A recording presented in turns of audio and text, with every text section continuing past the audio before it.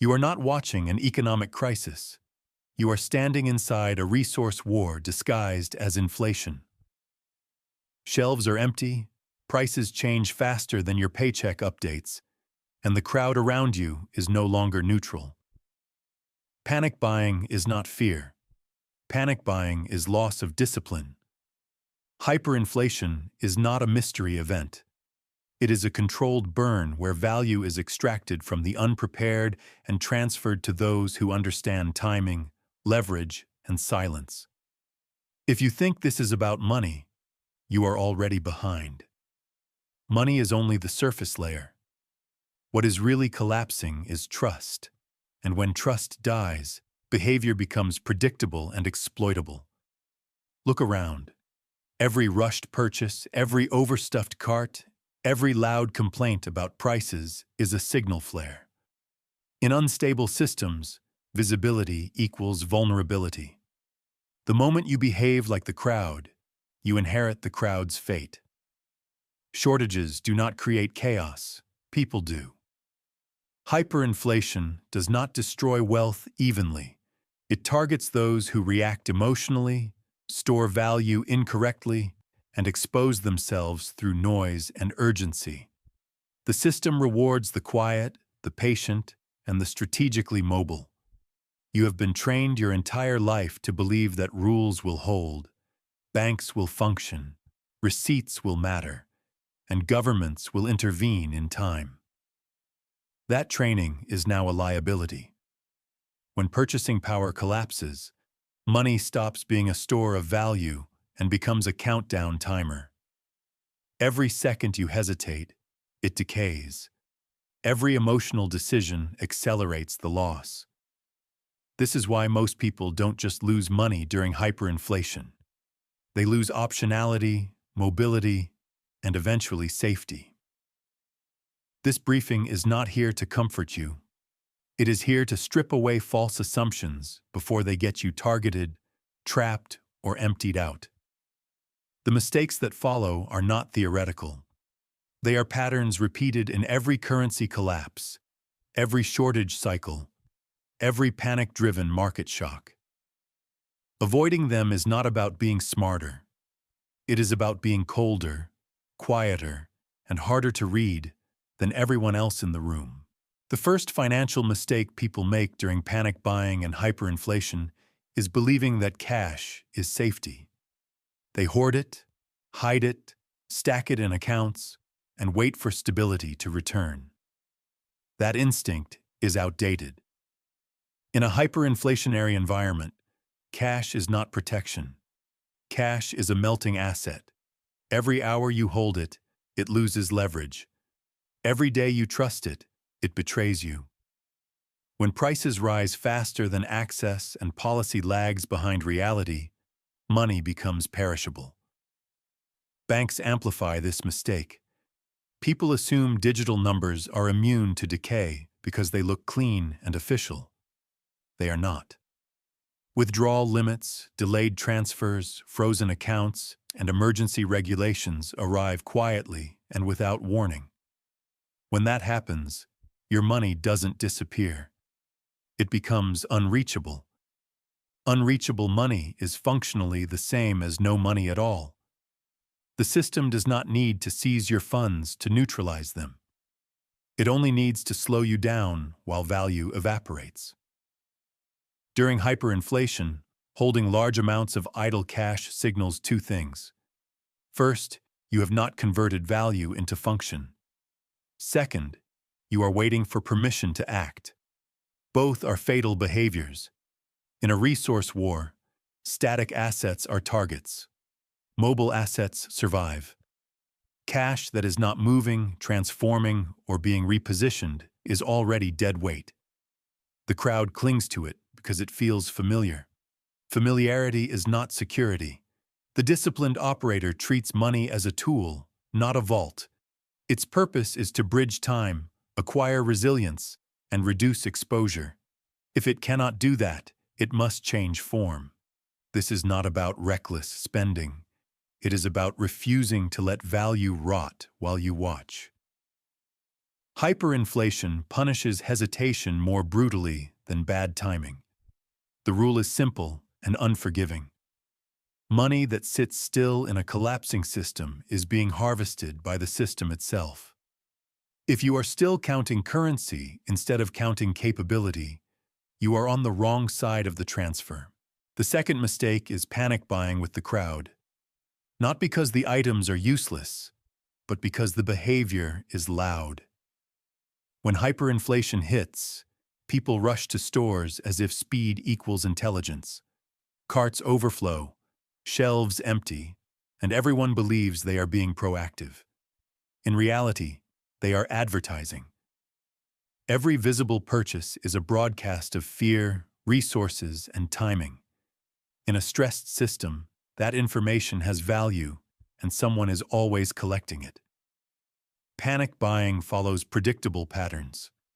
The same products, the same stores, the same hours. That predictability creates bottlenecks and attention. Attention attracts enforcement, criminals, and opportunists. It also attracts price manipulation. When you buy what everyone else is buying, you are paying the highest price in the worst conditions, while leaving a trail of evidence behind you. Receipts, cameras, witnesses, digital records. OpSec collapses the moment urgency takes over. The deeper problem is psychological. Panic buying feels like action, but it is reactive action. You are letting the environment dictate your moves. In a resource war, reaction is weakness. The disciplined individual plans acquisition routes that avoid crowds, vary timing, and prioritize items that do not trigger competition. They understand that the most valuable supplies are often the least obvious ones, because they do not scream necessity to everyone else. There is also a secondary exposure most people miss. When you stockpile loudly, you don't just tell the system you are afraid. You tell your neighbors you are prepared. In normal times, that means nothing. In scarcity, it changes how people look at you. The more visible your preparation, the more you become a solution in someone else's desperation. That is not a compliment. It is a risk multiplier. The rule is clear. Never acquire resources in a way that draws attention to your capacity. Silence is protection. If your buying habits look urgent, emotional, or predictable, you are not preparing. You are volunteering to be tracked. The third mistake is going all in on a single lifeboat.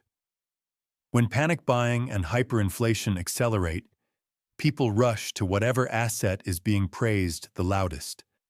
Gold, crypto, foreign currency, real estate, commodities. They liquidate everything else and pile into one idea, convinced they have found immunity. This is not strategy. This is crowd psychology wearing the mask of intelligence. In every collapse, the fastest way to lose control is to believe one asset will save you. Hyperinflation does not destroy value in one direction. It distorts access, liquidity, legality, and timing all at once. An asset can be valuable and still be useless if you cannot move it, trade it, or defend it. Gold is heavy and visible. Crypto depends on infrastructure. Foreign currency attracts scrutiny. Real estate is immobile and regulated. When you concentrate everything into one form, you are betting that all other variables will remain friendly. They will not.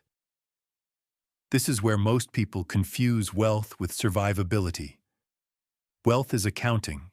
Survivability is flexibility. In a resource war, the winning position is not the highest number on paper, but the widest range of options under pressure. When enforcement tightens, markets fragment, and rules change mid-game, diversification is not a financial concept.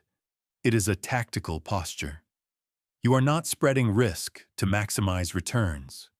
You are spreading exposure to avoid entrapment. The disciplined approach treats assets as roles, not trophies. Some preserve value, some enable trade, some secure mobility, some reduce dependency. No single asset can do all of that under stress. Anyone who tells you otherwise is selling certainty in an uncertain environment. Certainty is always fake at this stage of collapse. There is another layer most people ignore. Concentration creates predictability. If everyone knows where your value sits, it becomes easy to pressure you. Freeze one channel and you are neutralized. Block one exit and you are trapped. Redundancy across different forms of value is not about growth. It is about denial. Denying the system and opportunists a single point of failure. The rule you operate under is non-negotiable. If one move, one regulation, or one outage can wipe out your financial agency, your setup is already compromised. The fourth mistake is selling strategic assets to solve short-term fear. When prices spike and shelves thin out, people start liquidating anything that looks valuable. Tools, equipment, property, vehicles, long-term holdings. They tell themselves they can always buy it back later. That logic belongs to stable systems. In hyperinflation, later is a luxury that rarely arrives. What you sell under pressure is usually what you will need when conditions harden. There is a critical difference between consumable assets and strategic ones. Consumables are meant to be used up. Strategic assets create leverage over time. They give you mobility, production, defense, or independence. When you trade long-term capability for short-term relief, you shrink your future operating space. You feel lighter for a moment, then discover you have fewer moves available when the environment tightens again. This mistake is fueled by a false sense of urgency.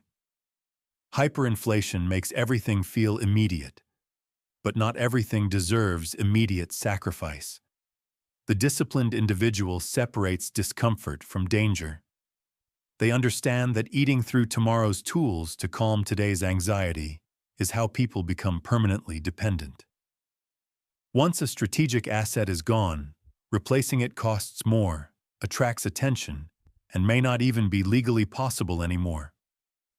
There is also a psychological trap here. Selling something important feels like taking control. In reality, it is often surrender disguised as decisiveness. You are letting the system dictate what you give up instead of deciding what you protect. In a resource war, protection of capability outranks comfort. Always. The rule is blunt. Never liquidate an asset that increases your autonomy unless it directly prevents immediate harm. If selling it only buys you temporary relief, you are not solving the problem. You are postponing collapse inside your own perimeter. The fifth mistake is trusting that old rules will still protect you. Contracts, insurance policies, pensions, salary agreements, government guarantees. People cling to paperwork because it represents order. During hyperinflation, order becomes selective. Laws do not vanish, but enforcement becomes uneven, delayed, or conditional. What is written matters far less than what can be executed. If you are depending on promises instead of control, you are exposed. Hyperinflation forces institutions into survival mode. When that happens, priorities shift upward, not outward. The system protects itself first. Claims are processed slower. Exceptions become common. Temporary measures quietly harden into permanent constraints. You may be legally entitled to value and still be unable to access it. Legality without enforcement is just narrative. This is where many people discover too late that financial security was always borrowed confidence. Pensions assume stable currency. Insurance assumes predictable costs. Salaries assume functioning employers and payment systems. When inflation outpaces adjustment, these mechanisms lag behind reality. They do not fail dramatically. They erode. By the time you notice, your purchasing power is already gone. The disciplined mindset accepts a hard truth. Paper guarantees are weakest when they are most needed. This does not mean you ignore the system. It means you stop mistaking it for protection. You plan as if delays, restrictions, and reversals are normal, because under stress, they are. The rule is simple. If your financial survival depends on someone else honoring a promise on time, you are not in control. Control is the only guarantee that holds when currencies, policies, and institutions start rewriting themselves. The sixth mistake is visibility. People talk, they show, they hint. They complain about prices while casually revealing how much they've stored, converted, or protected. In normal times, this is harmless conversation. During panic buying and hyperinflation, it is self-exposure. Information becomes currency, and you are giving it away for free. When resources tighten, perception matters as much as reality. If others believe you are doing better than them, you move from neutral background to potential solution. That shift is dangerous. Desperation reframes morality. People do not think in terms of right and wrong under pressure. They think in terms of access. The more visible your preparedness, the more you are evaluated as inventory. This applies to digital behavior as much as physical. Screenshots, messages, posts, transactions. Every signal you emit helps someone else map your position. You do not know who is watching or how long information persists. OpSec failures rarely feel dramatic at first. They accumulate quietly until the environment turns hostile enough to act on them. The disciplined individual understands that wealth in collapse is safest when it looks like scarcity. Silence is not paranoia. It is camouflage. You blend, you downplay, you deflect. You let others underestimate your capacity because underestimation buys time and safety. The rule is non-negotiable. Never let your financial resilience become visible. If people can see your advantage, they will eventually try to rebalance it. The seventh mistake is believing that survival comes from hoarding value instead of generating it. People fixate on stockpiles, reserves, and static wealth as if possession alone guarantees security. In a hyperinflationary environment, stored value degrades, attracts attention, and eventually runs out. What endures is the ability to create usefulness when systems fail. Skills, adaptability, and networks function as living currency. They move across borders, ignore inflation, and scale with demand. When money loses meaning, people trade for solutions. Repair, logistics, production, coordination, protection. Those who can provide any of these do not chase value. Value comes to them. This is not idealism. It is how black markets, parallel economies, and informal systems always emerge under stress. The mistake is thinking this can be improvised at the last minute. Capability takes time to develop, and trust takes time to establish. Hyperinflation compresses timelines. If you wait until collapse is obvious, you are competing with everyone else for relevance. The disciplined individual prepares quietly, builds competence early, and positions themselves where exchange is inevitable, not optional. This is where control is reclaimed. You stop reacting to prices and start influencing outcomes. You reduce dependency on fragile systems and increase your leverage within whatever replaces them. Hoarded assets make you a target. Functional capability makes you necessary. Necessary is safer than visible wealth. The final rule closes the loop. In a collapsing economy, the most durable form of money is usefulness combined with discretion. If you can create value without advertising it, you are no longer just surviving the transfer. You are shaping it.